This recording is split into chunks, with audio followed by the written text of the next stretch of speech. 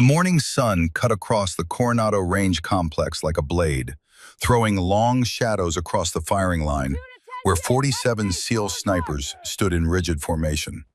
The air tasted of salt and gun oil, carried on the wind from the Pacific Ocean just beyond the dunes.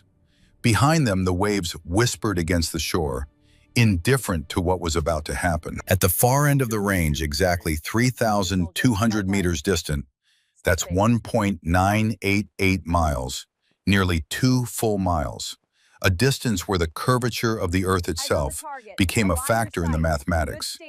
A steel silhouette target stood weighted against the California hillside. 40 inches tall, 20 inches wide, painted safety orange against the brown scrubland.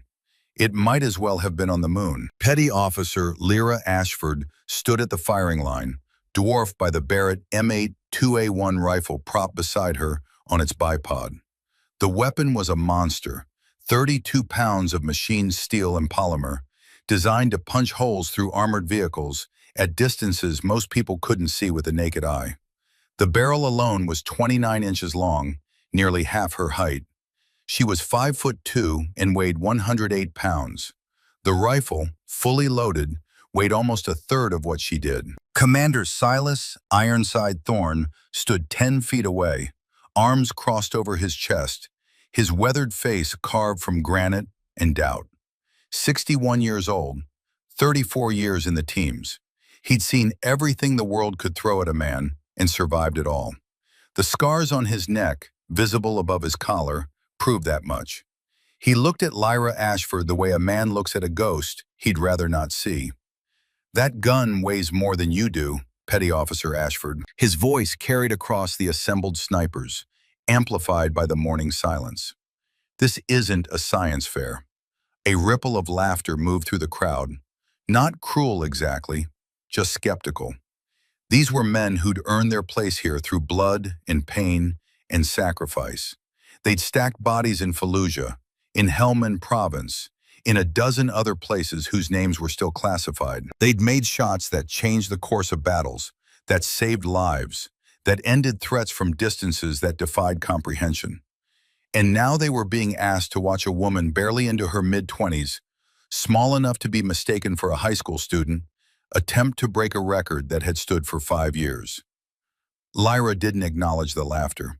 She ran her hand along the Barrett's receiver, checking the bolt action with practiced efficiency. Her fingers moved with the confidence of someone who'd done this 10,000 times, in 100 different conditions, until the weapon had become an extension of her own nervous system. "Sir," her voice was calm as flat water, "my grandfather made a 2,100-meter shot in Korea with iron sights and an M1903 Springfield. I have better equipment." The laughter died. Commander Thorne's jaw tightened. Something shifted behind his eyes. Recognition, maybe, or memory, or both. He knew exactly who her grandfather was. Gunnery Sergeant William Iron Eyes Mitchell. Korean War legend. 127 confirmed kills, most of them at ranges that shouldn't have been possible with the technology of that era. Shot communist soldiers across frozen valleys at distances that made other snipers shake their heads in disbelief. And Thorne knew who her father was too. That was the problem. That was the weight that had lived in his chest for 20 years. The stone he carried in the place where lighter men kept their hearts. "Load and make ready, Petty Officer." Thorne's voice was flat, stripped of emotion. "You've got 3 shots. Make them count." Behind her, Master Chief Carlos Diaz leaned toward the shooter standing next to him and whispered, barely audible above the wind, "Watch her scope work. She's not guessing." The other sniper, Petty Officer Beckett Reaper Kane, squinted at Lyra's rifle setup. Kane had 180 confirmed kills across 3 combat deployments, a Purple Heart from Fallujah, where he'd taken shrapnel to the leg and kept shooting until the position was secure. He'd earned the right to be skeptical. "What do you mean?" Diaz pointed at the scope mounted to Lyra's rifle. "See that adjustment? 0.3 degrees right. That's not random. That's compensating for Coriolis effect at 32 degrees north latitude. Kane stared at her, then at Diaz. "You're telling me she's accounting for the planet spinning?" "I'm telling you she just did orbital mechanics faster than our ballistic computer." The wind picked up, coming off the ocean at 12 knots, gusting to 15. Lyra felt it on her face, watched the yarn tied to her barrel flutter and dance. She was already running calculations, her mind moving through the mathematics with the kind of speed that came from 10,000 hours of practice, from muscles trained until conscious thought became unnecessary reflex. 3,200 meters, 10,498 feet. At that distance, the bullet would be in flight for 3.8 seconds. Nearly 4 full seconds between trigger press and impact. 4 seconds for the wind to push the projectile off course. 4 seconds for gravity to drag it down toward Earth. 4 seconds for the Earth's rotation to drift it sideways through an effect most people had never heard of and fewer understood. The math was staggering, but Lyra had been doing this math since she was 14 years old, since the day her grandfather had taken her out onto the Wyoming prairie and taught her to see wind not as a single force, but as a living thing, a river of air that moved in currents and eddies in patterns. A truck pulled up behind the observation post. More observers. Pentagon brass, judging by the clusters of stars on collars. A small media contingent, cameras already pointed at the range like cannons. This wasn't just a record attempt. This was a statement, a test, a question being asked about the future of warfare and who got to participate in it. Chief Warrant Officer Reese Maddox stepped out of the truck, and the energy on the range shifted. Maddox was 33 years old, Army Special Forces, Delta Force before that. He moved with the easy confidence of someone who'd proven himself so many times that he no longer needed to broadcast it. Texas drawl, weathered hands, eyes that had seen things and chosen to keep living anyway. He held the Army's long-distance record, 3,150 meters, a combat kill in Afghanistan in 2011. A Taliban commander at nearly 2 miles, one shot, wind gusting to 20 knots. The kind of shot that became legend in the community. He approached Lyra, and to her credit, she didn't tense or preen or do any of the 1,000 small things people do when they're being evaluated. She just stood there, waiting. "Ma'am," Maddox extended his hand, "Pentagon wants to make this Army versus Navy, man versus woman. Far as I'm concerned, best shooter wins. No politics." Lyra shook his hand. His grip was firm but not crushing, the handshake of someone who had nothing to prove. Chief Maddox. The equipment comparison was stark enough that even the casual observers noticed. Maddox's rig was a work of art, a custom Accuracy International AXMC chambered in 338 Lapua Magnum, fitted with a Schmidt and Bender 5 to 45 power scope that cost $18,000 by itself. A Kestrel 5700 Elite weather meter mounted to the rifle, feeding real-time atmospheric data to an applied ballistics computer the size of a smartphone. Laser rangefinder worth $2,400. The whole setup cost more than $32,000, and that wasn't counting the custom ammunition loaded to tolerances measured in thousandths of an inch. Lyra's rifle was standard issue. Barrett M82A1, 50 caliber BMG, firing 650 grain Raufoss Mark II 11 rounds. Schmidt and Bender scope, but the standard 5 to 25 power model that came in the military package. A handheld analog rangefinder, and tied to her barrel with a piece of cotton string, fluttering in the wind like a pennant from another era, was a 6-inch length of yarn. A Pentagon observer, a colonel with too much fruit salad on his chest and too little dirt under his fingernails, noticed the yarn and couldn't help himself. "Petty officer, is that yarn? On your barrel? This is 2013, not 1953. Lyra turned to face him, her expression neutral. "Yes, sir. My grandfather used it in Korea. My father used it in Somalia. It works." The colonel opened his mouth to respond, but Maddox cut him off, his Texas drawl suddenly sharp. Sir, with respect, if fundamentals work, they work. Equipment doesn't make the shooter. The colonel closed his mouth. Maddox had that effect on people. The quiet authority of someone who'd actually done the thing everyone else was theorizing about. The shot clock started. The range went quiet. Whatever doubts existed, whatever skepticism lingered, these were professionals. And professionals respected the rifle. But before the competition could begin, before Lyra could settle behind the Barrett and attempt the impossible, Commander Thorne caught her eye and tilted his head toward the Tactical Operations Center. We need to talk first. 5 minutes. The TOC was empty, just the two of them in a space designed for dozens. Maps on the walls, radios silent, the smell of old coffee and older sweat. Thorne stood with his back to her, looking out the window at the range, at the distant target that represented something more than just a piece of steel. I knew your father. Lyra had been expecting this. Master Chief Diaz had told her as much back at Dam Neck, had warned her that Thorne carried weight from the past. I know, sir. Master Chief Diaz briefed me. Thorne turned to face her. Did he tell you I was his spotter? That we ran missions together for 18 months? Yes, sir. Then you know I was there when he died. The words hung in the air between them, heavy as stones. Yes, sir. Thorne moved to the window, staring out at the Pacific.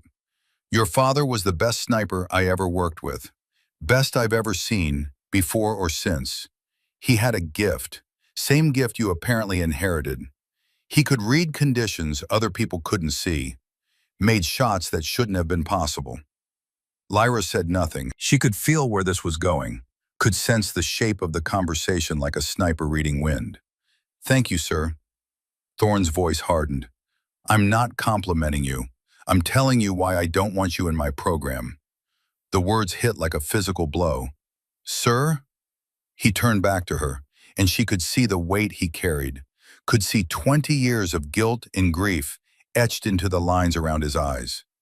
I watched your father die because he was too good, because command kept sending him on missions that required that gift, because the teams needed him to make impossible shots.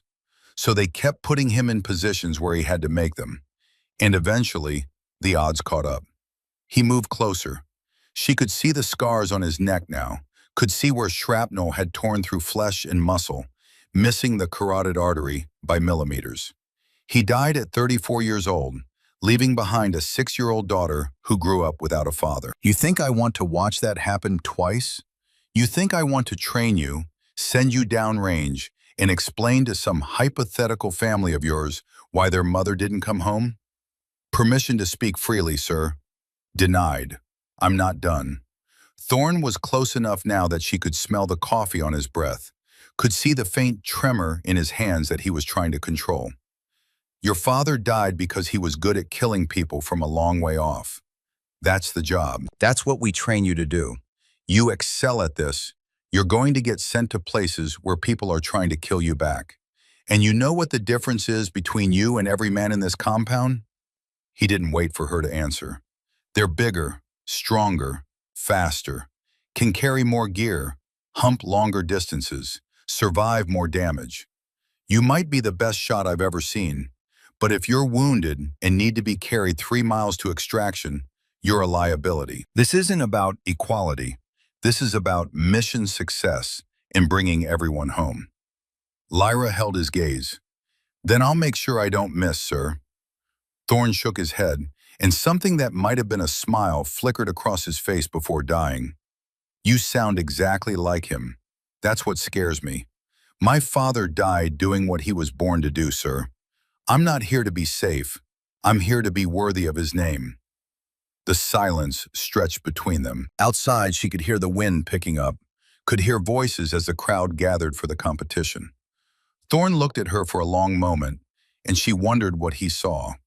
Did he see her father? Did he see the child he'd left behind? Did he see his own failure, his own survival, his own guilt made flesh, and standing in front of him in camouflage utilities? Get your gear, petty officer. Competition starts in 20 minutes. Yes, sir. She was halfway to the door when he spoke again, his voice softer now, stripped of command authority, just an old man sharing a burden he'd carried too long. Your father's last words were, "Tell Lyra, patience before precision." I never understood what that meant. Maybe you will. Lyra felt something crack in her chest, felt 20 years of grief trying to surface, but she pushed it down, locked it away in the place where warriors kept their pain. Thank you, sir. Back at the range, the crowd had grown. More Pentagon observers, more media, more SEALs from other teams, drawn by curiosity or skepticism, or the simple desire to see something extraordinary, even if they didn't believe it was possible. Maddox was already at the firing line, setting up his rifle with the methodical precision of a master craftsman. Lyra watched him work. Every movement was deliberate, economical. He wasn't showing off. He was simply executing a process he'd refined over 15 years and thousands of rounds. The range officer called out, "Chief Maddox, you're cleared to begin." 3 shots. Target is 3,200 meters downrange. Wind is currently 11 knots from 283 degrees. Temperature is 68 degrees Fahrenheit. Humidity 73%. You may fire when ready. Maddox settled behind his rifle. The Kestrel weather meter on his gun fed data to the ballistic computer. Atmospheric pressure, temperature, humidity, altitude, even the angle of the shot relative to gravity, all of it processed in milliseconds, converted into firing solutions accurate to a tenth of a minute of angle. The computer spat out numbers. Maddox dialed his scope, made tiny adjustments to his position, controlled his breathing. 4 seconds in, 4 seconds hold, 4 seconds out. Between heartbeats, in that moment of perfect stillness, he pressed the trigger. The rifle cracked. The sound rolled across the range like thunder, echoed off the hills, faded into silence. 3.7 seconds of flight time felt like an eternity. Then the sensor beeped. Impact, the range officer called. 19.7 inches from center. Respectful applause rippled through the crowd. At 3,200 meters, getting within 20 inches of center was excellent shooting. World-class shooting. The kind of precision that separated professionals from amateurs. Maddox worked the bolt, ejecting the spent brass, chambering a fresh round. The conditions had shifted. The wind was backing, coming now from 280 degrees at 10 knots. Temperature had climbed to 70 degrees. The computer recalculated instantly. Maddox dialed new corrections, settled back into position. The second shot broke clean. 3.7 seconds later, the sensor beeped again. Impact. 5.1 inches from center. The applause was louder now. 5 inches at nearly 2 miles was extraordinary. Maddox had just demonstrated why he held the Army record, why Delta Force had recruited him, why his name was spoken with respect in communities where respect was earned in blood. For his third shot, Maddox waited 6 full minutes, watching the wind flags, feeling the air, waiting for the moment when all the variables aligned. The wind settled to a steady 10 knots. The mirage stabilized. The thermal currents that rose from the sun-baked earth smoothed into predictable patterns. He fired. The sensor beeped. Impact. 2.54 inches from center. The crowd erupted. Standing ovation. Pentagon brass on their feet. Media cameras swinging to capture the moment. Maddox had just set a new SEAL range record, and he'd done it with a level of precision that bordered on the supernatural. 2.54 inches at 3,200 meters, less than the width of a human hand at nearly 2 miles. Maddox stood, cleared his rifle, safed it. His face showed nothing, not pride, not satisfaction, just the quiet acknowledgement of a job done well. "That's the best shooting of my life," he said to no one in particular. The range officer turned to Lyra. "Petty Officer Ashford, you're cleared to shoot. 3 shots, same conditions." Lyra's spotter materialized at her side.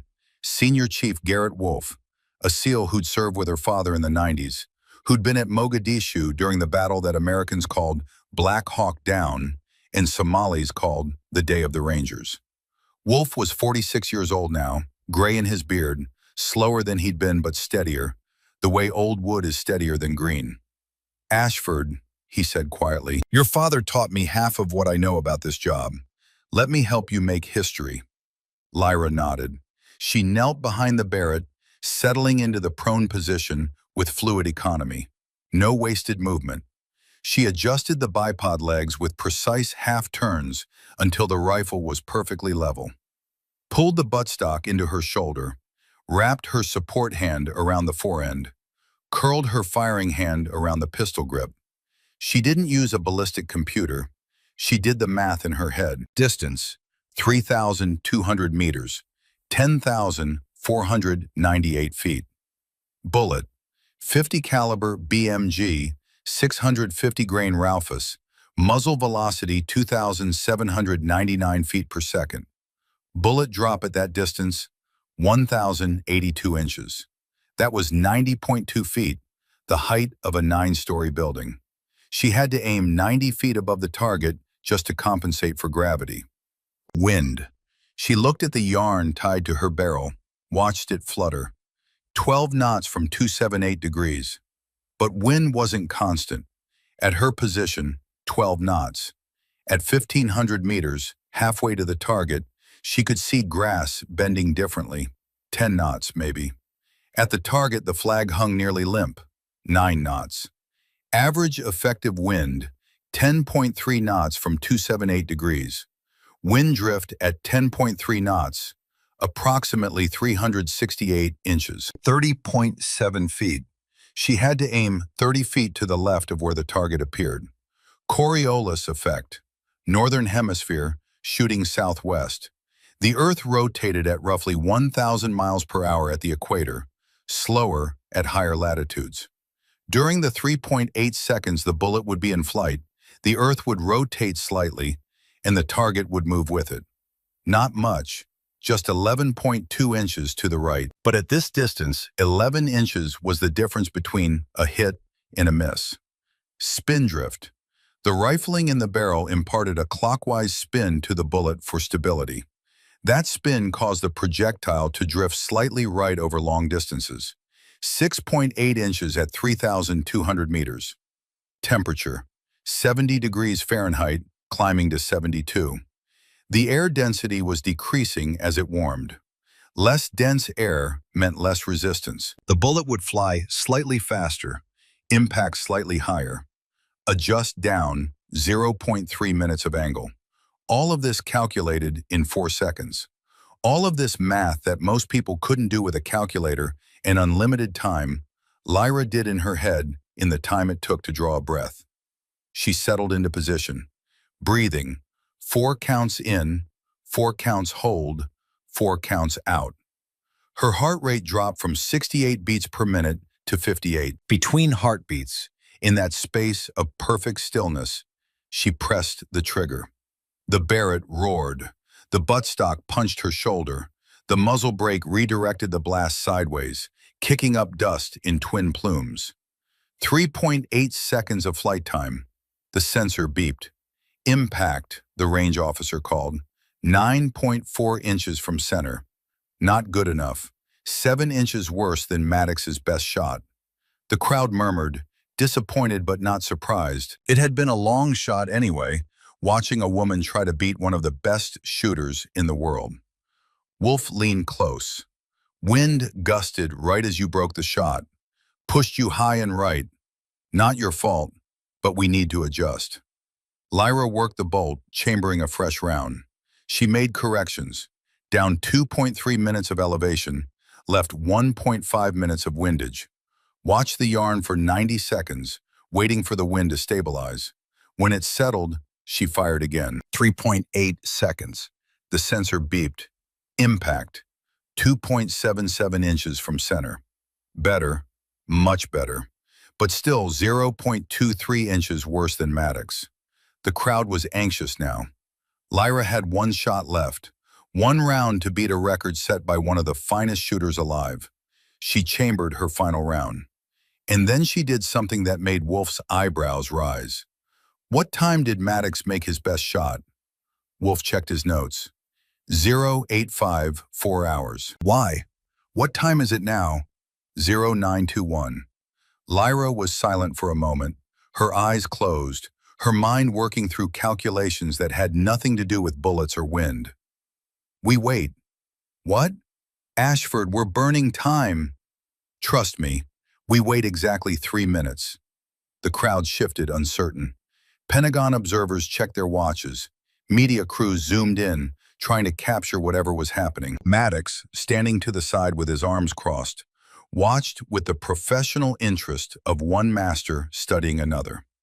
And Lyra Ashford, 26 years old, 5'2", 108 pounds, did the hardest thing a competitor can do. She waited. The 3 minutes felt like 3 hours. Lyra's voice was barely above a whisper, meant only for Wolf's ears, but there was absolute certainty in it. Maddox made his best shot at 0854, temperature 69 degrees, wind 10 knots steady from 285 degrees. Those aren't random conditions. They're part of a thermal cycle. Wolf had been a SEAL for 24 years. He'd seen combat on 4 continents, had made shots that would never appear in any official record, had survived situations that should have killed him 3 times over. But he'd never heard anyone talk about thermal cycles at a shooting range. What are you talking about? Lyra kept her eyes on the target, on the flags, on the shimmer of heat rising from the scrubland. The sun heats the land faster than the ocean. Warm air rises over land. Cool ocean air rushes in to replace it, creates an onshore wind pattern that cycles every 24 minutes at this latitude. At certain points in the cycle, the wind stabilizes for 90 to 120 seconds. Maddox shot during a stabilization window. The next window opens at 0924, exactly 3 minutes from now. Wolf stared at her. You figured out the thermal cycle pattern? How? My grandfather taught me. She was quiet for a moment, and Wolf could see her eyes lose focus, could see her slip backward through time to a different range, a different lesson, a different teacher. Wyoming, 1999, 14 years old. The prairie outside Gillette stretched to the horizon in every direction. An ocean of grass and sagebrush, broken only by the occasional outcrop of red rock. The wind never stopped here. It came howling down from the Bighorn Mountains, crossed 200 miles of open range, and hit with enough force to bend the grass flat and make the air itself visible. Young Lyra sat cross-legged on a shooting mat, her grandfather's old M1903 Springfield rifle resting across her lap. The rifle was older than her father, had been carried through Korea in the brutal winter of 1950, had taken lives at distances that shouldn't have been possible with iron sights and hand-loaded ammunition. Gunnery Sergeant William Iron Eyes Mitchell sat beside her, 71 years old, weathered as the rocks, hard as the wind. His hands were steady despite his age, despite the arthritis that made every winter a war against his own body. Those hands had killed 127 men, had saved countless others, had taught 2 generations of soldiers how to read wind and distance and the invisible geometry of death. Wind isn't one thing, little warrior. His voice carried the flat accent of the northern plains, vowels stretched and consonants hard.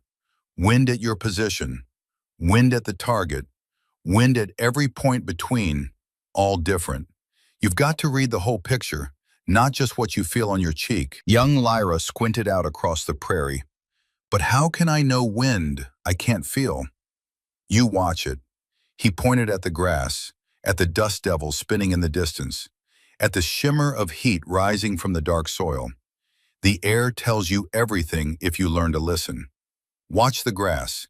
Near grass bends different from far grass. Watch the mirage. Hot air rising makes things dance. Watch the dust, the leaves, anything that moves. Wind isn't invisible.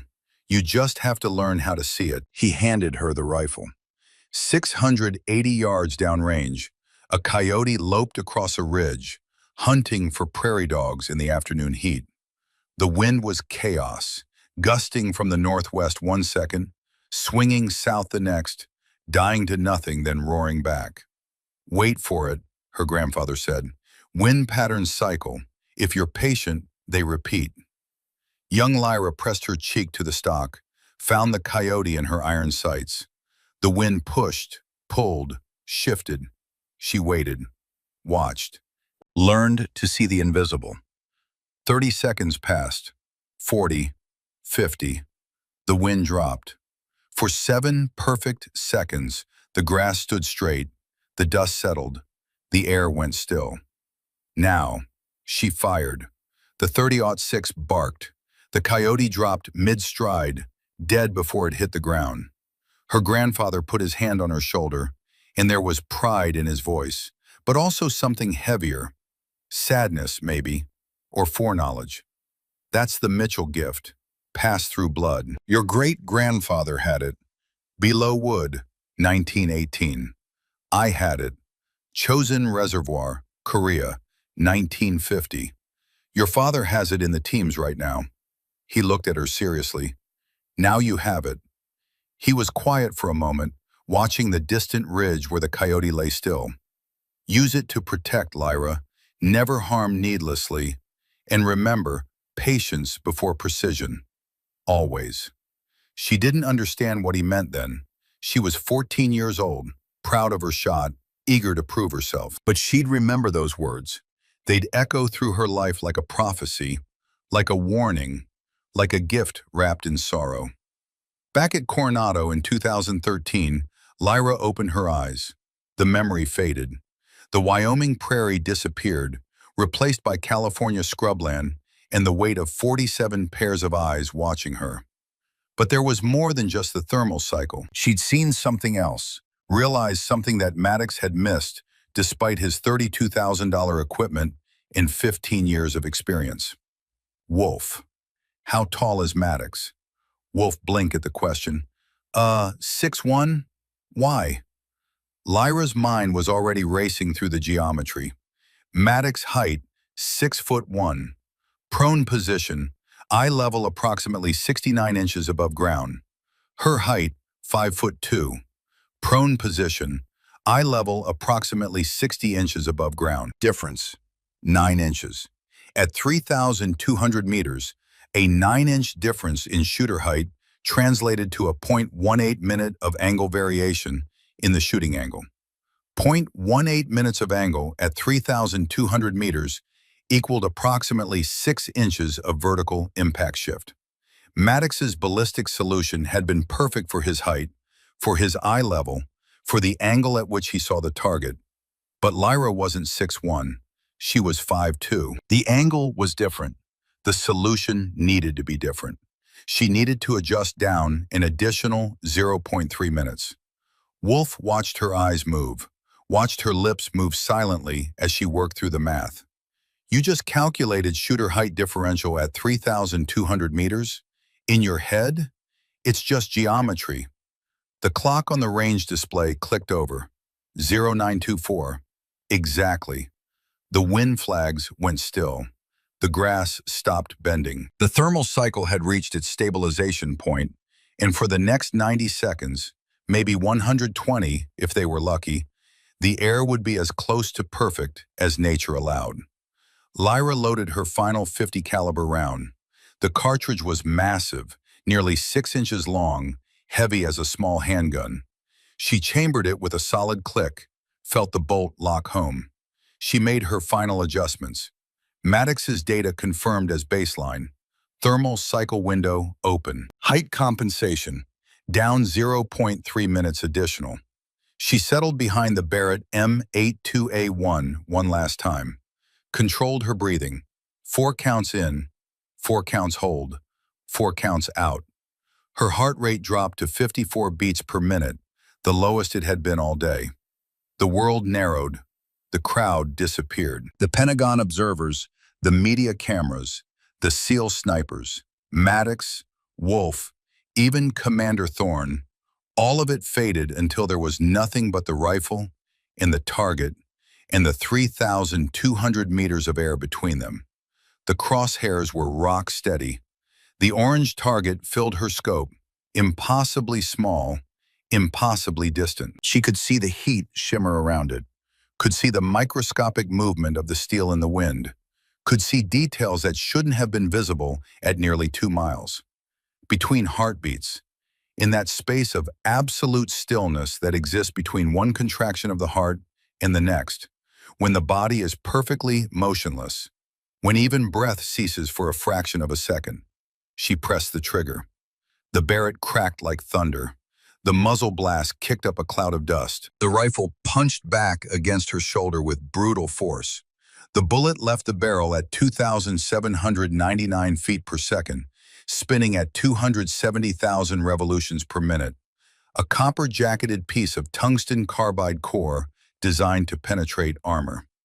As the bullet flew, time seemed to slow. Lyra's mind flashed to another moment, another shot, another impossible choice. Helmand Province, Afghanistan, 14 months earlier. She'd been on Overwatch, providing precision fire support for an assault team moving on a compound. The distance, 2,847 meters. The same distance her father had shot in Mogadishu, though she hadn't known it then. Taliban high-value target, HVT, barricaded in a second-floor room with 2 children, a boy, maybe 6 years old, and a girl, perhaps 8, using them as human shields. The assault team was pinned down. Petty Officer Martinez was bleeding out from a leg wound, arterial spray painting the courtyard wall behind him. He had minutes, maybe less. Radio in her ear, team leader's voice tight with controlled panic. "Ghost, we need that shot. Martinez is bleeding out. We need that shot, now." Through her scope, the picture was nightmare clear. The HVT, AK-47 in hand, firing through the doorway at her teammates below, standing directly behind the 6-year-old boy. The child's head and the target's head separated by 4 inches, maybe less. Wind, gusting 9 to 12 knots, chaotic, unpredictable. Shot probability at that distance, in those conditions, with that margin, 60%. Maybe. Her finger on the trigger. The shot was there. She could take it, should take it by the cold calculus of combat. One 60% shot to save a teammate's life. That was the math. That was the mission. But 60% meant 40% chance of killing a 6-year-old child. Her finger moved away from the trigger. Wolf, observing from beside her, had tensed. Ashford. "Wait." Radio. "Ghost, Martinez has maybe 90 seconds. We need—" I said, "Wait." She watched through the scope. The HVT was shouting, waving the rifle, using the child as a shield. The boy was crying, trying to pull away. 23 seconds passed. 34. 47. Then the HVT shifted, angling for a better shot at the door. The child, in his fear, moved 6 inches to the left, trying to get away. Clearance increased. 4 inches became 9 inches. The wind, as if on cue, dropped from its chaotic gusting to a steady 10 knots. Shot probability, 95%. Now. She fired. 2,847 meters, 2.8 seconds of flight time. The HVT dropped. The back of his skull opened by the .50 caliber round. The child, untouched, screamed and ran to his sister. Radio. "Ghost, good kill. Civilian safe. Martinez is secure. Medevac inbound." That was the day Lyra had understood what her father meant, what her grandfather had meant. Patience before precision wasn't about being slow. It was about being certain. About knowing that some shots, the ones that really mattered, required the discipline to wait for the moment when 60% became 95%, when maybe became yes. The memory flashed through her mind in the 3.8 seconds it took for the bullet to fly from her barrel to the target at Coronado. 3.8 seconds of flight time. The world held its breath. Somewhere over the Pacific, far to the west, A fighter jet broke the sound barrier. The distant boom rolled across the water. But at Coronado Range Complex, in that moment, the only sound was the wind and the distant cry of a seagull. The sensor beeped. Impact. The range officer's voice was shaking. 0.87 inches from center. Silence. Complete, total, absolute silence.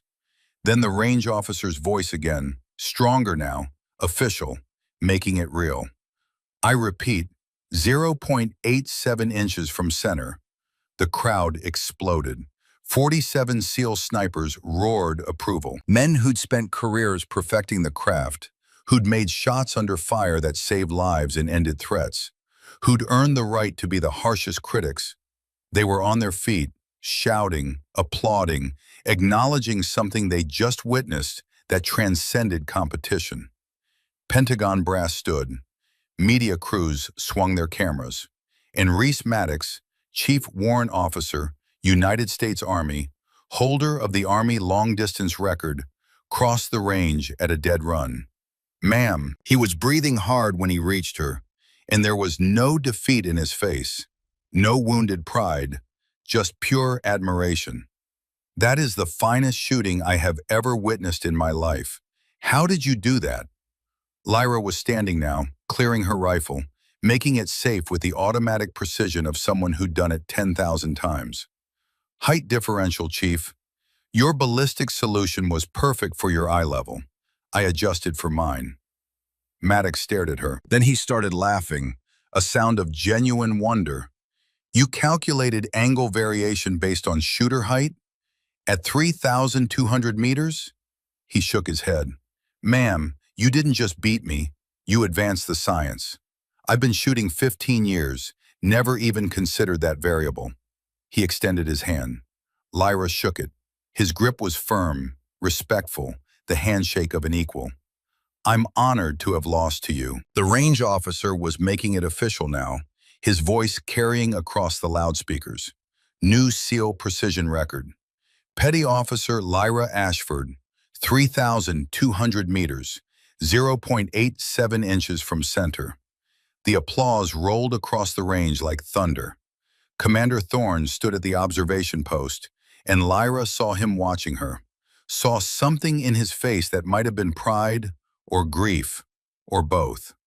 But the ceremony wasn't over. Thorne stepped forward, and Master Chief Diaz handed him a small box and a document. The crowd quieted. Petty Officer Ashford. Thorne's voice carried the weight of command, the authority of 3 decades in the teams. By order of Naval Special Warfare Command, you are hereby promoted to Petty Officer 2nd Class, effective immediately. He pinned the new rank insignia to her collar. The crowd erupted again, but Lyra was watching Thorne's face, was seeing something behind his eyes, something unfinished. The media wanted interviews. Pentagon observers wanted photos. But first, there was the matter of the equipment. A reporter pushed forward, digital recorder extended. Petty Officer Ashford, Chief Maddox used a $32,000 custom rifle with a ballistic computer. You use standard equipment and, if I'm seeing correctly, yarn on your barrel? Lyra looked down at the piece of cotton string tied to her rifle, still fluttering in the wind. Yes, ma'am, yarn wind indicator. A Korean War sniper taught it to my grandfather. It works. But surely modern technology... Maddox interrupted, his Texas drawl suddenly sharp. Ma'am, with all respect, she just beat every piece of modern technology we threw at this problem. Using fundamentals, math, observation, patience. He turned to address the crowd, and there was passion in his voice now. The passion of someone who just had their understanding of their craft fundamentally altered. She did the math in her head, faster than my computer, and she found a variable the computer missed. He paused, let that sink in. Technology is a tool, but it doesn't replace understanding. Today, fundamentals beat gadgets. Old school beat high tech. And maybe that's a lesson we all needed to learn. The words resonated with the SEAL snipers, with the older veterans who remembered when shooting was about skill, and knowledge rather than computers and lasers. There was nodding, murmured agreement, a sense of vindication for methods that younger shooters had dismissed as obsolete.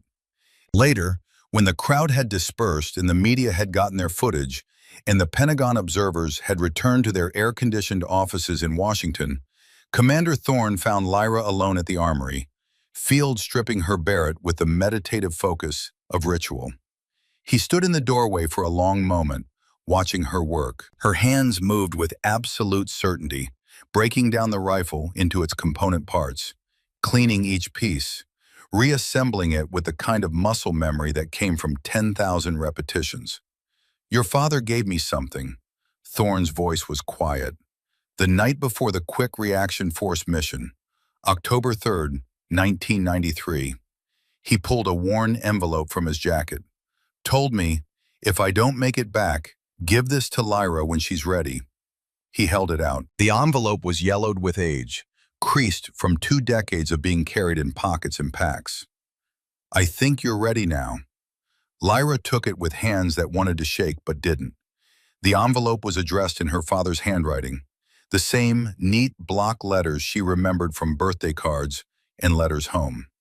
She opened it carefully, as if it might dissolve at her touch.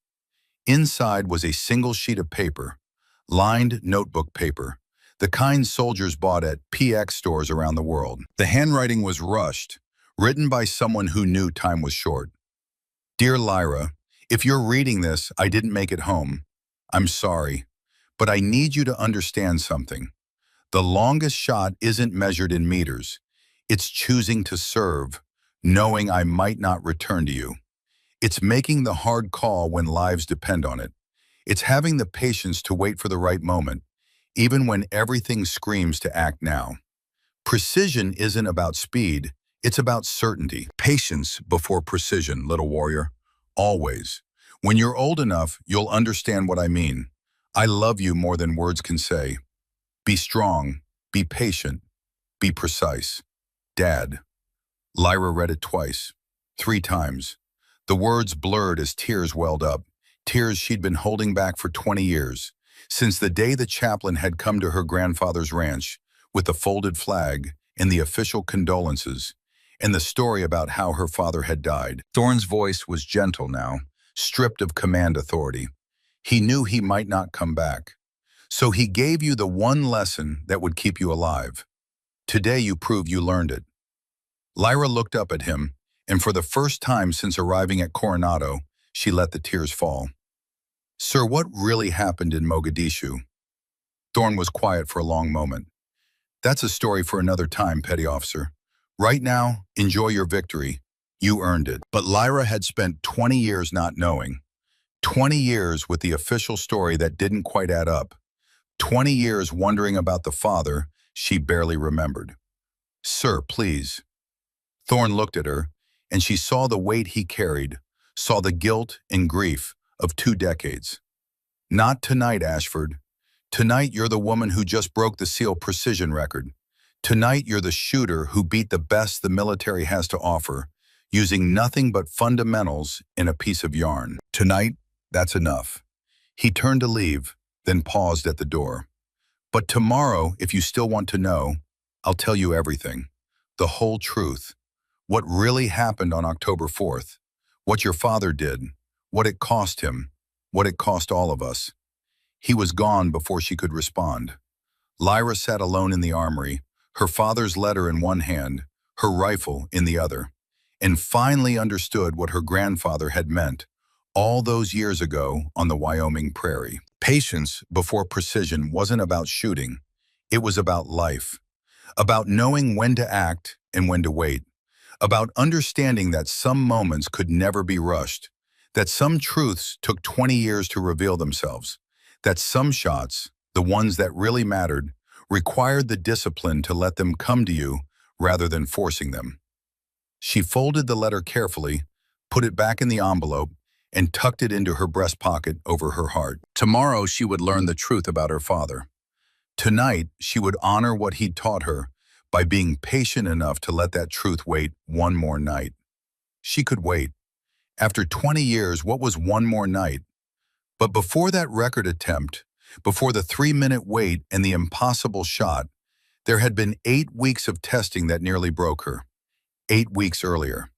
The journey to Coronado had started at Dam Neck Naval Base in Virginia, standing in the pre-dawn cold with 46 other candidates from across Special Operations Command.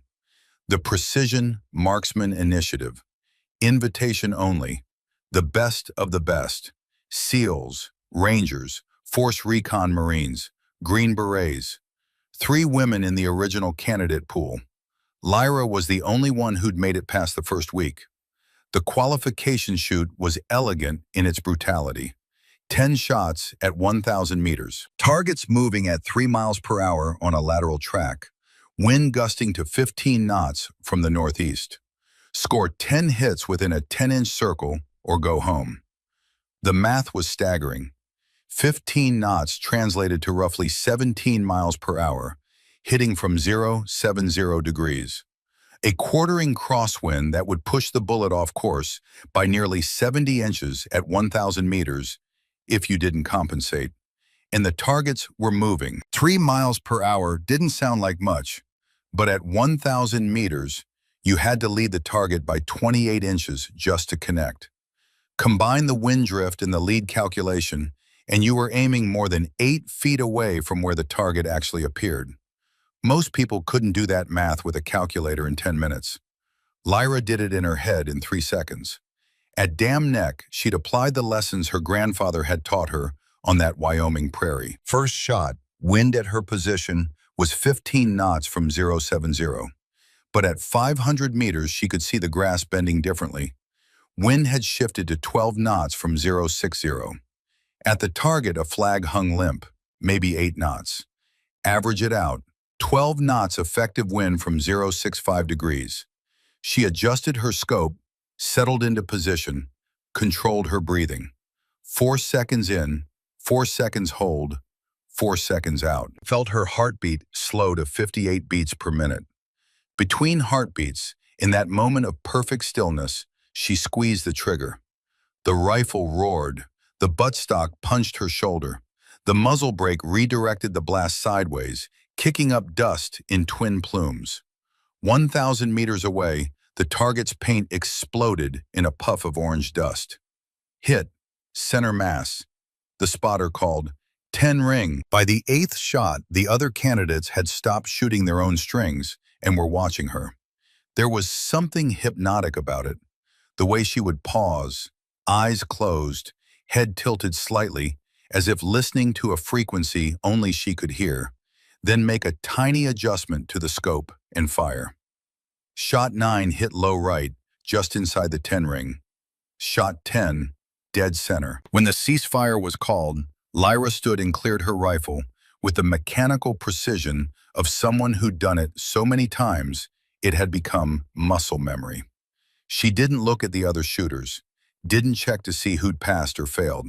She just walked to the armorer station and handed back the M40A6 with a quiet, "Thank you, Staff Sergeant." Master Chief Carlos Diaz found her 20 minutes later in the operations center, studying a ballistic chart with the intensity of someone reading sacred text. Petty Officer Ashford, she snapped to attention. 10 for 10, average group size, 1.2 minutes of angle. That's the best score we've had in 15 years of running this program. Thank you, Master Chief. Diaz studied her for a long moment. Your file says you attended MIT, mathematics degree. Left after 2 years to enlist in the Marines. Yes, Master Chief. Your thesis advisor wrote you a letter of recommendation. Said you were working on predictive ballistics algorithms, real-time environmental modeling. DARPA wanted to recruit you for their precision strike program. Lyra said nothing. You turned them down to join the infantry. Want to tell me why? She met his eyes. My father used math to save lives, Master Chief, not to build better ways of killing from a desk. Diaz nodded slowly. Your father was Master Chief Daniel Ashford, SEAL Team 3, killed in action, Mogadishu, October 1993. Yes, Master Chief. And your grandfather was a Korean War sniper. Yes, Master Chief. So this isn't just about being a good shot for you. This is about legacy. Lyra's jaw tightened. Permission to speak freely, Master Chief. Granted. Legacy is what other people talk about. I'm here because I'm good at this. And people who are good at things should use those skills to protect people who can't protect themselves. If that honors my father and grandfather, that's a side benefit, not the reason. Diaz almost smiled. You're cleared for Phase 2. SEAL Sniper Training Pipeline.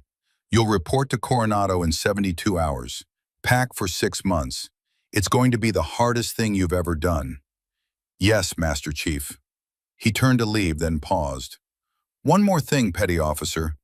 Commander Thorne runs the program at Coronado. He's going to give you hell. I can handle difficult instructors, Master Chief. It's not that.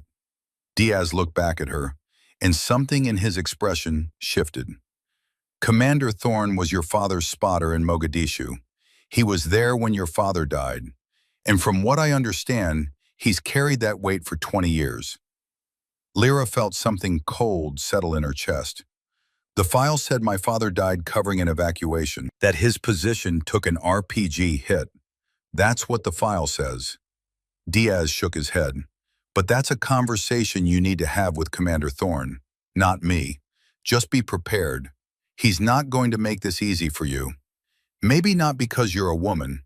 Maybe because you're an Ashford. Coronado in spring was brutal. The sun hammered down by 10 in the morning. The ranges stretched out across scrubland that shimmered with heat distortion. And the SEAL snipers who populated the training compound moved with the casual confidence of men who'd earned their quiet authority through blood and sacrifice. Lyra had arrived with her sea bag and her rifle case and a determination that felt like armor against the world. The barracks were Spartan. 20 bunks arranged in precise rows, foot lockers at the end of each rack, one shared head that smelled of industrial cleaner and masculine proximity, the pervasive odor of gun oil and boot polish hanging in the air like incense.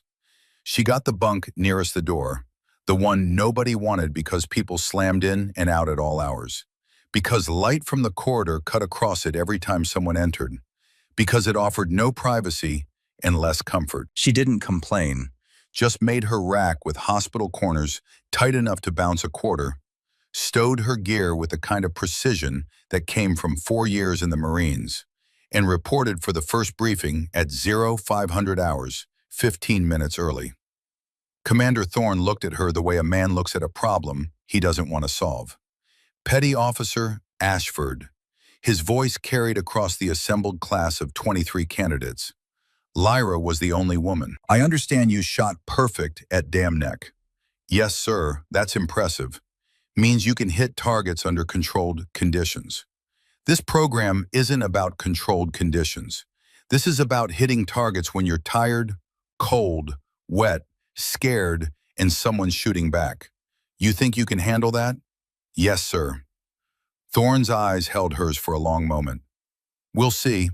First evolution starts at 0600, 12-mile ruck march, full combat load, 3-hour time limit. Fall behind, you're out. Medical drop, you're out. Quit, you're out. Questions. No one spoke. Outstanding. Get your gear and be on the parade ground in 30 minutes. The other candidates filtered out. Lyra moved to follow, but Thorne's voice stopped her. Ashford, a word. She turned back. The operations center suddenly felt smaller, the walls pressing in with the weight of things unspoken. Sir. Thorne waited until they were alone. Then he told her about her father, about Mogadishu, about being the spotter on that rooftop when the RPG hit, about how Daniel Ashford had pushed him toward the stairwell, had taken the shrapnel meant for Thorne, had saved his life at the cost of his own body, about how Daniel had been medevac that night, but had volunteered to go back out the next day on the quick reaction force, despite his wounds. That conversation felt like it had happened years ago now, though it had been only 8 weeks. 8 weeks of the hardest training Lyra had ever experienced. 8 weeks of proving herself over and over again, not because she wanted glory, but because anything less than perfection would confirm every doubt, every skepticism, every whispered conversation about whether women belonged in these spaces. She made the ruck march in 2 hours and 47 minutes, middle of the pack, good enough to pass, not so fast that she drew attention. Over the next 3 weeks, she established a pattern. Competent but not exceptional in the physical evolutions. Exceptional but not showy in the shooting. She qualified expert on every weapon system they threw at her.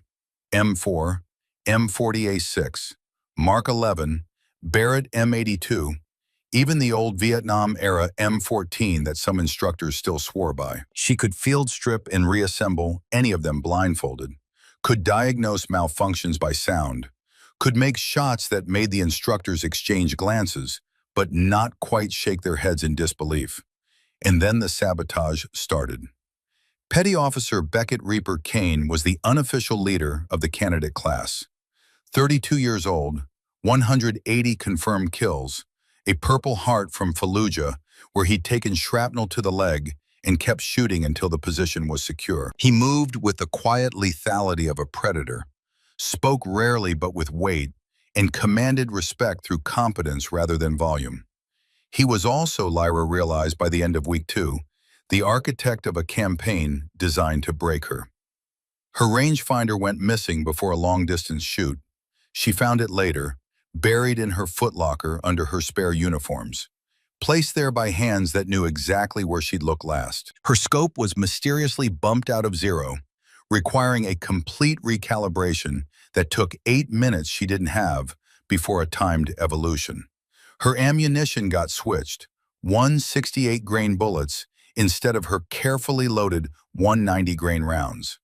The difference was subtle enough to be explained as an honest mistake, significant enough to throw off every calculation she'd make.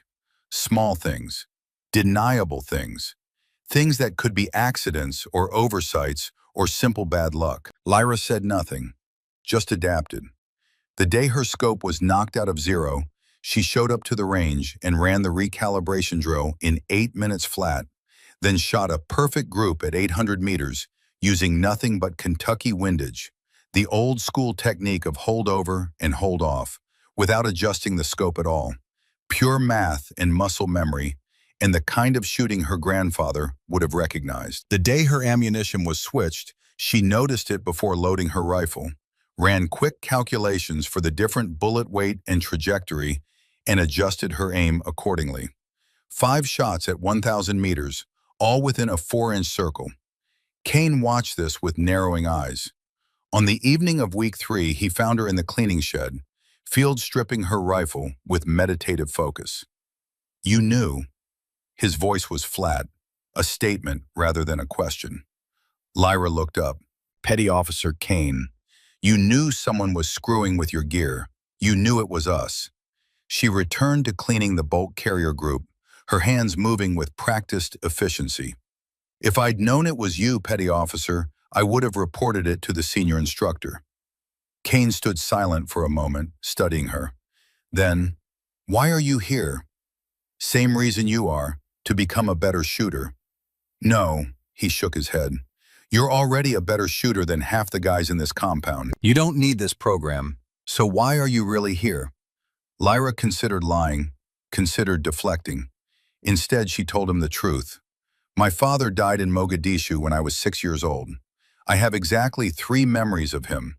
One is him teaching me to read a map. One is him showing me how to field strip a rifle. And one is him leaving for deployment, kneeling down, putting his hand on my head, and telling me, 'Be precise, little warrior, patience before precision.'" She picked up a cleaning patch and ran it through the barrel. "For 20 years, I didn't understand what that meant.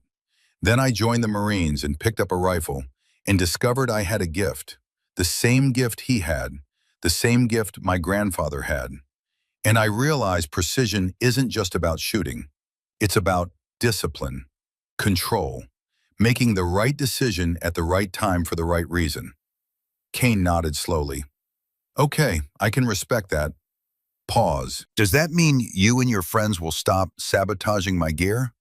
"Probably not. But now when we do it, it won't be about you being a woman.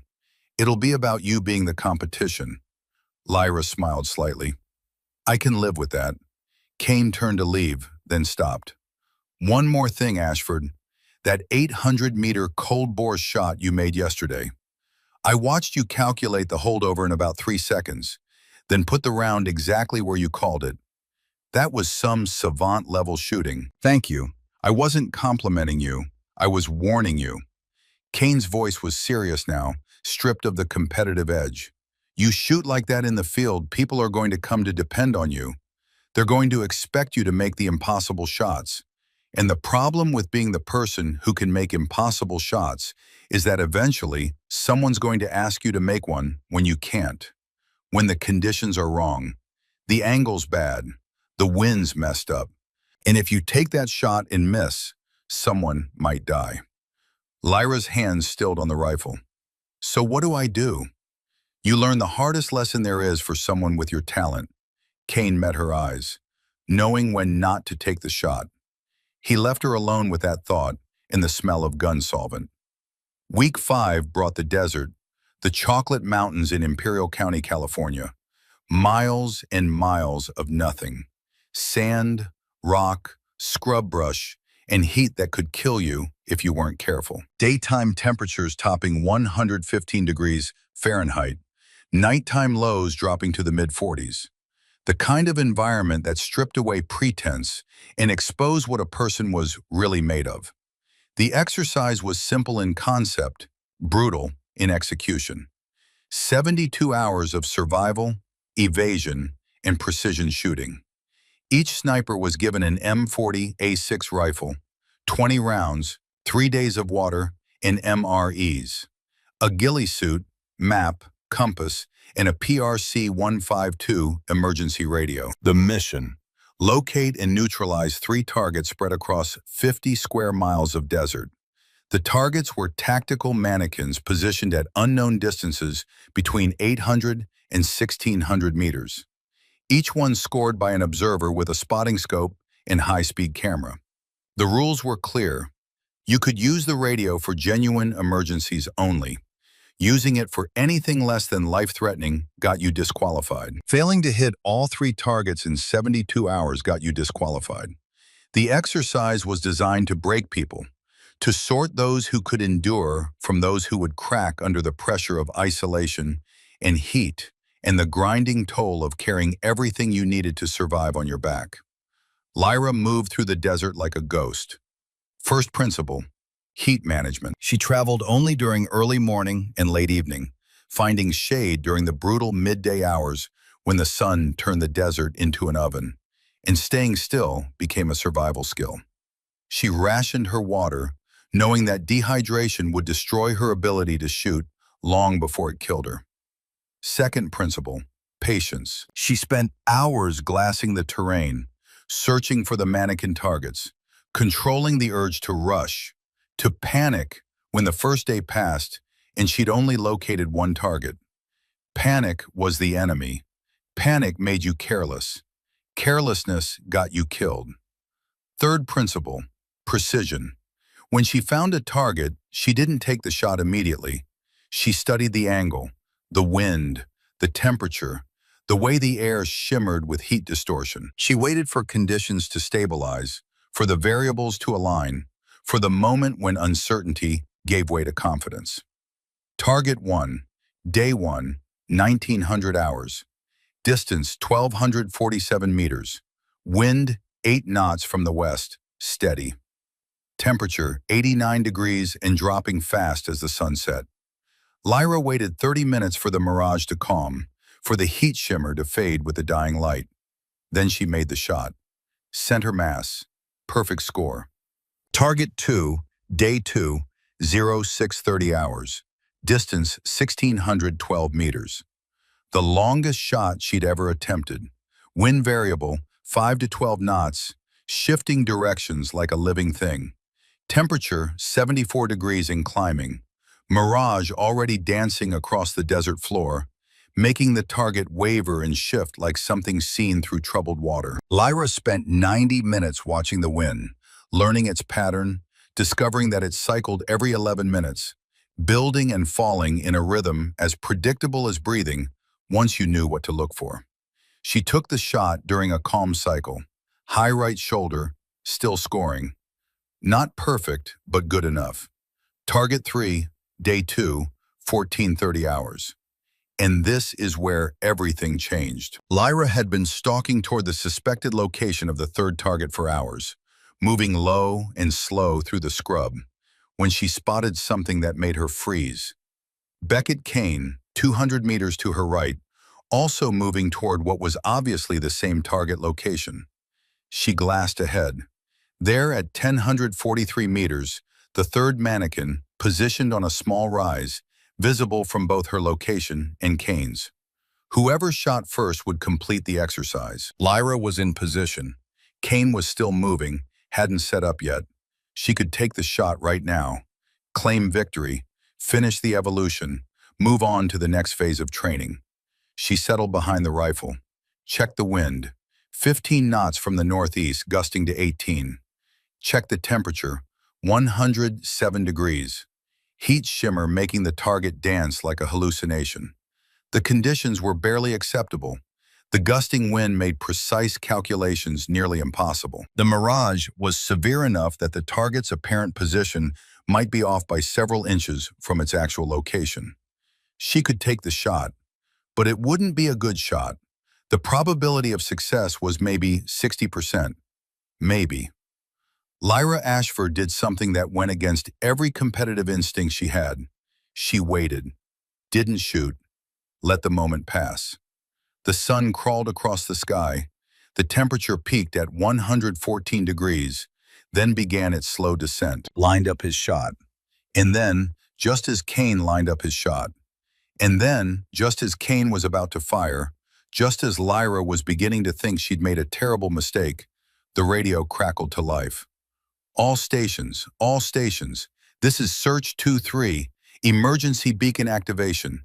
Coordinates 327498, snakebite, urgent.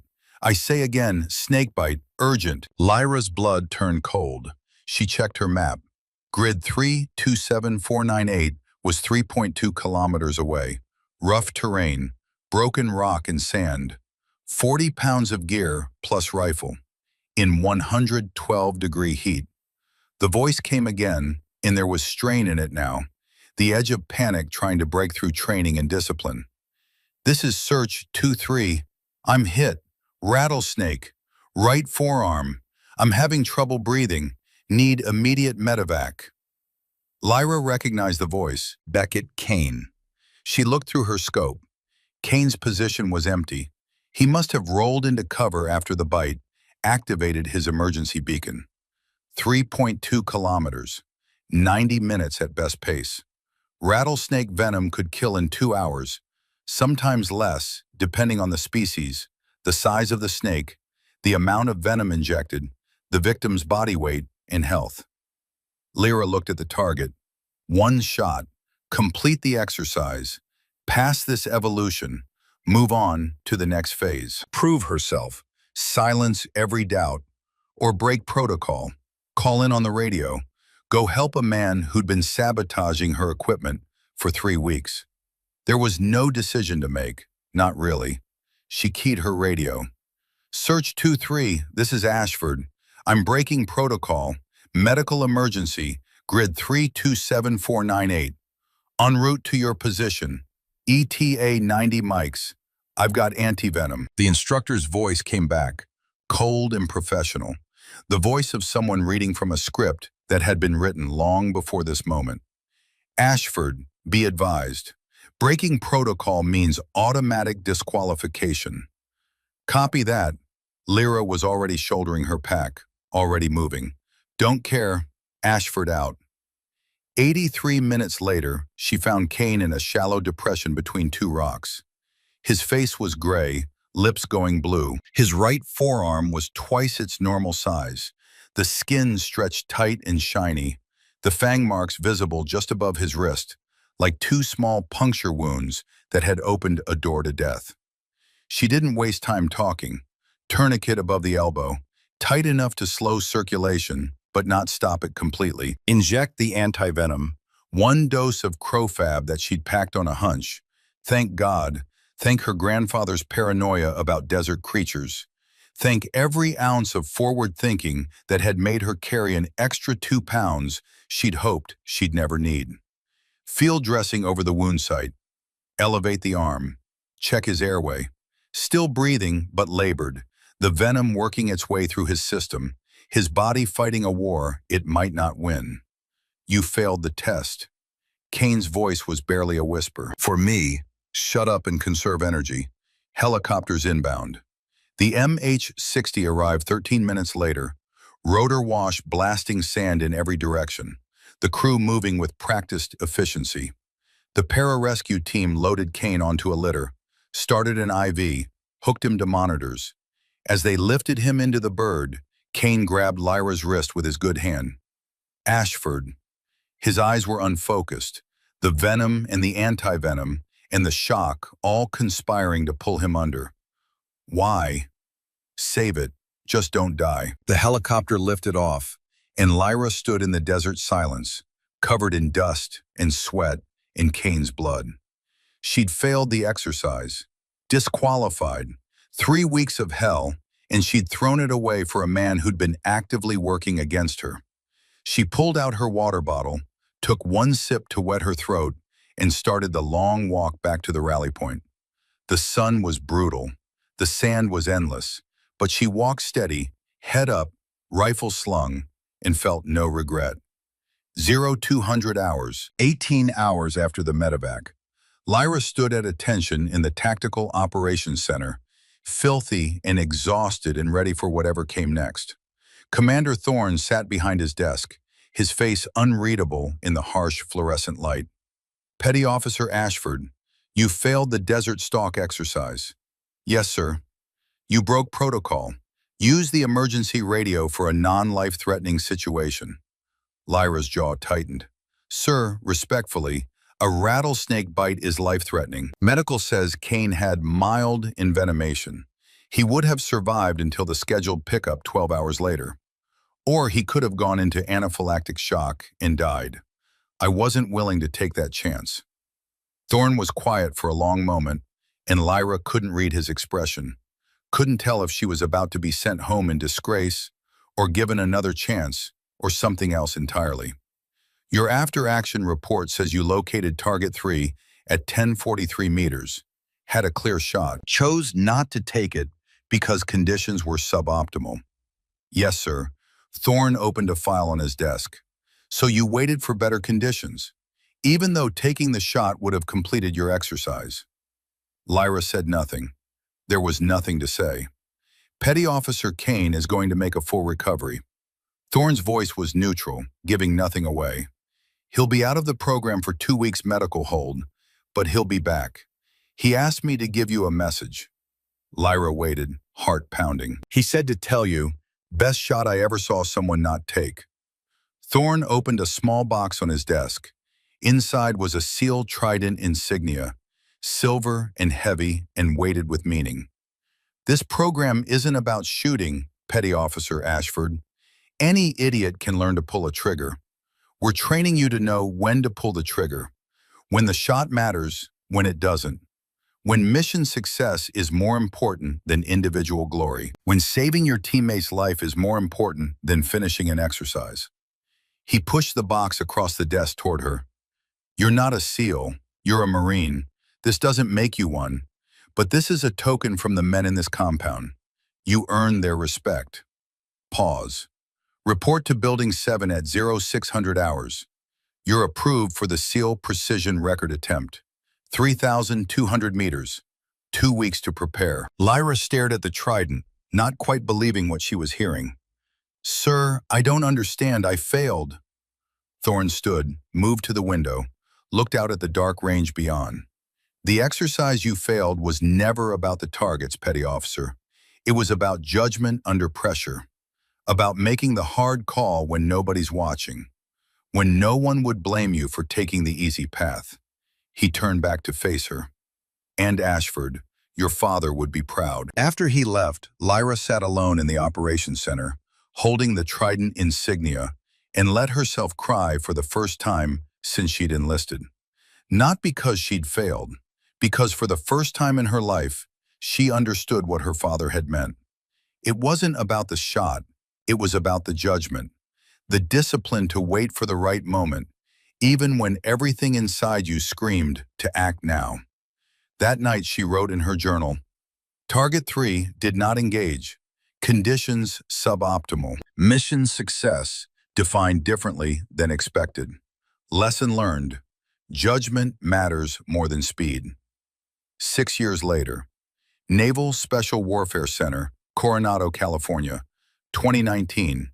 Senior Chief Lyra Ashford stood at the edge of the range, watching a new class of sniper candidates run through their qualifications. She was 32 years old now. 8 combat deployments across 4 countries, 103 confirmed kills, every single one made in protection of teammates or civilians. Every one a decision weighted with the knowledge that taking a life was the heaviest responsibility a human being could bear. She was the chief instructor of the SEAL Precision Marksmanship program now, training the next generation, teaching them not just how to shoot, but why to shoot, when to shoot, and when not to. After the class, a young woman approached. Private First Class Kira Vaughn, 24 years old, 5'3", with determination burning in her eyes and doubt written in the set of her shoulders. Senior Chief Ashford, can I ask you something? Go ahead, Vaughn. These guys don't think I belong here. Too small, too weak. How did you deal with that? Lyra looked at this young woman and saw herself 7 years ago. Vaughn, you know my famous 3,200-meter shot? Yes, Senior Chief, everyone knows. That wasn't my most important shot. Lyra's voice was quiet but firm. My most important shot, I didn't take. She told Vaughn about Helmand Province, about the Taliban commander and the child, and the choice between taking a shot that might work and waiting for a shot that would work. About 4 inches of clearance being not enough, about waiting 47 seconds while a Marine bled out because the margin of error was too small. About the discipline it took to not pull the trigger when every instinct screamed to act. Precision isn't about proving you can take the shot, Lyra said. It's about the discipline to wait for the right moment. Those men who doubt you, let them. While they're doubting, you're training. While they're talking, you're calculating. While they're assuming, you're proving. She paused. One more thing. You see that target at 1,000 meters? Yes, Senior Chief. Hit it. Vaughn set up her rifle. First shot, 6 inches off center. Again. Second shot, 3 inches off. Again. Third shot, 1 inch off. Again. Fourth shot, dead center. Lyra looked at Vaughn. That's not talent, that's persistence. That's what beats doubt every single time. Now go prove it. Vaughn smiled, snapped a salute, and headed back to the range. That evening, Lyra attended Commander Thorne's retirement ceremony. He was 64 now, stepping away after 37 years of service. 200 people attended, SEALs from across 3 decades, men who'd served with him, learned from him, owed their lives to him. When Lyra was asked to speak, she walked to the podium and looked out at the assembled warriors. Captain Thorne didn't want me in his program, not because I was a woman, because my father died under his watch, and he couldn't bear the thought of losing me too. But he taught me something more valuable than shooting. That honor isn't about never being afraid.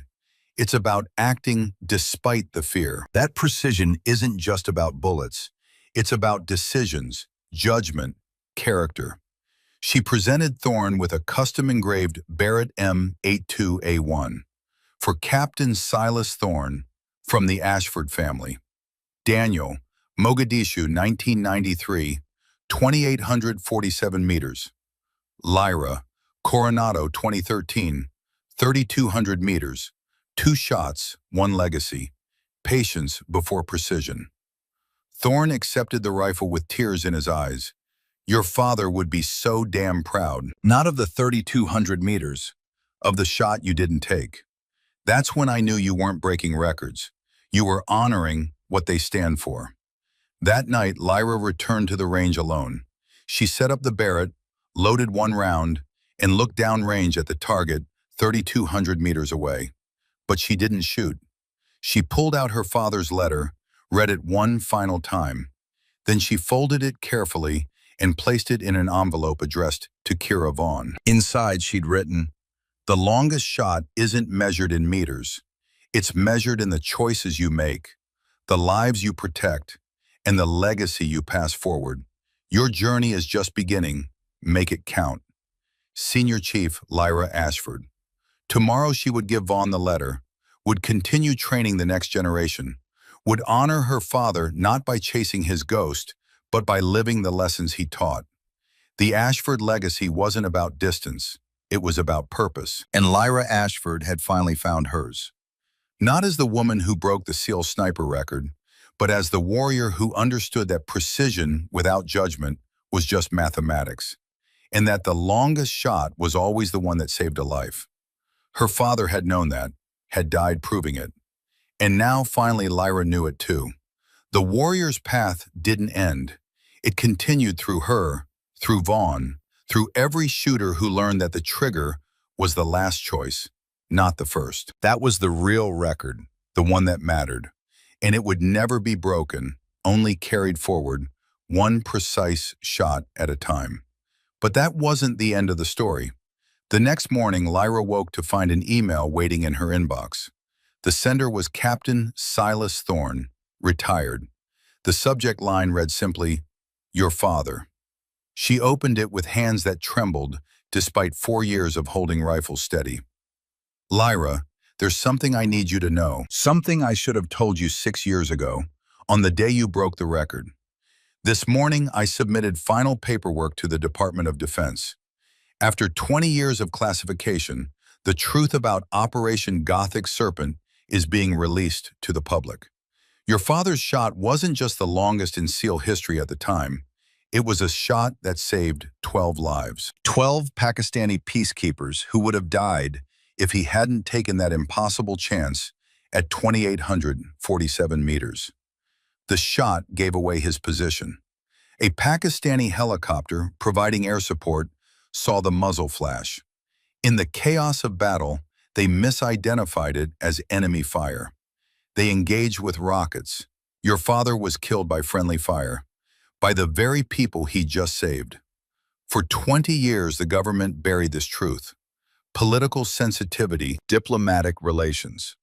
All the reasons that seemed important to men in offices who'd never heard a bullet crack past their heads. But you deserve to know. The world deserves to know. Your father, Master Chief Daniel Ashford, made the longest confirmed kill in SEAL history on October 4th, 1993. 2,847 meters under combat conditions to save lives. You didn't just break a record at Coronado, you broke his record, the real one, and you did it the same way he did, with patience, with precision, with purpose. He would be so damn proud.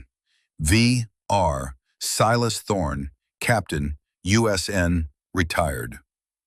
Lyra read the email 3 times. Then she walked to her office, pulled out the custom Barrett she'd given Thorne at his retirement, and looked at the engraving.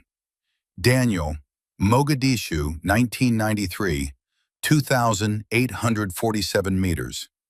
Lyra, Coronado, 2013, 3,200 meters. 2 shots, 1 legacy. Patience before precision. She finally understood. Her father hadn't just taught her how to shoot. He'd shown her, through his sacrifice, what shooting was for. Not distance, not records, not glory. Protection, service. The willingness to take the hardest shot, knowing it might cost everything. 6 years ago, she'd broken his record without knowing it was his. Now the world would know what Daniel Ashford had done, what it had cost him, what it had meant. Lyra pulled out her phone and texted Kira Vaughn. Range, 0600 tomorrow. Bring your rifle. I have a story to tell you about your legacy. Because that was what warriors did. They carried the stories forward. They passed the lessons down. They ensured that sacrifice wasn't forgotten, that precision served purpose, that every shot, taken or not taken, meant something more than just hitting a target. The longest shot wasn't measured in meters. It was measured in generations. And the Ashford legacy would continue, one precise decision at a time, forever.